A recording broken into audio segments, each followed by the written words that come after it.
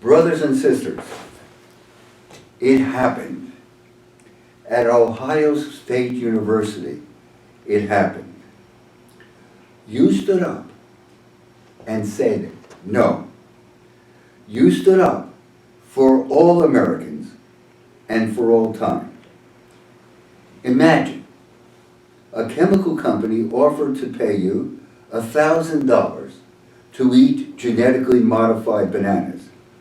They contain high levels of beta-carotene, which converts to vitamin A when eaten.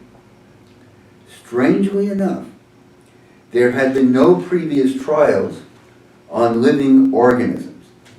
The outcomes were entirely unknown. This makes a mockery of informed consent, because how can anyone give their consent when they have no idea of what they're getting into? For $1,000, you were asked to be a guinea pig or a lab rat. You answered with a resounding no. It seems to us that the Franken-Banana is a rerun, a replay of the golden rice delirium of some years ago. It was hyped with claims.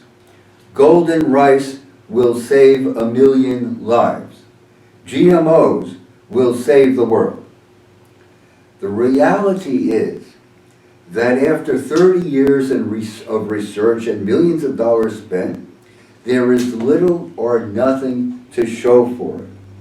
We are told that there are millions of children in Southeast Asia who are dying, and they are dying from a single cause. That is, the rice they eat does not have enough vitamin A in it. As Mike Adams tells us forthrightly, this entire argument about golden rice presupposes that golden rice is the only way to deliver this nutrient to these children. But that's absurd. Golden rice is easily found in many foods, beginning with carrots or cantaloupes, for example, none of which need to be genetically engineered. Long before the advent of golden rice, subsistence farmers and backyard gardeners have been growing the richest sources of beta-carotene. For example, in fruits, for example, there are apricots and there are mangoes. Now, mangoes grow to perfection in Uganda and throughout most of Southeast Asia. Furthermore, there are leafy greens. They are excellent sources. Spinach, kale, collards, chard, mustard greens, lettuce, and turnip greens. And these flourish in Uganda, in most backyard gardens throughout Southeast Asia. They will grow most anywhere, in any temperate climate.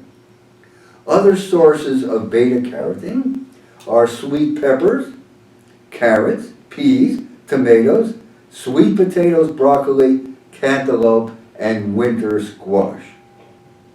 And these will grow just fine in Southeast Asia. Mike Adams has it right. The implication that the diets of the people of Southeast Asia and Uganda are going to be changed with a genetically modified crop containing one nutrient is absurd. The belief in a silver bullet that will resolve complex social and economic issues is delusionary. What is really going on here? Let's look below the superficial. Now, every traditional farmer saves his seed. This is an essential part of farming. Until recently, nearly all farmers saved their seed. That melon was particularly tasty. That tomato was firm and just a delight. You saved its seed. You saved its seed. You simply take out the seeds of the melon, you dry them out there, and you save the seed. And the same goes with the tomato too. That's the sweet corn that we have today. The melons and squash are the result of the tireless efforts of countless family farmers, mostly anonymous, who over the centuries have selected and bred the fruits and vegetables that we now have. The introduction of genetically modified seed changes all this. The seed cannot be saved. It's not viable. In other words, year after year, once you get hooked on genetically modified seed, you have to purchase and repurchase it year after year after year. So even the smallest of subsistence farmers become beholden to multinationals and have to come up with sufficient cash each year to purchase seeds. GMOs may well mean the end of subsistence and small family farms. Inevitably, they will be consolidated into agribusinesses, and the farmers will have to leave the countryside for the delights of the big town slums. Instead of a mechanistic, quick fix, in place of golden rice or Franken-Bananas, what about creating vibrant communities of family farmers?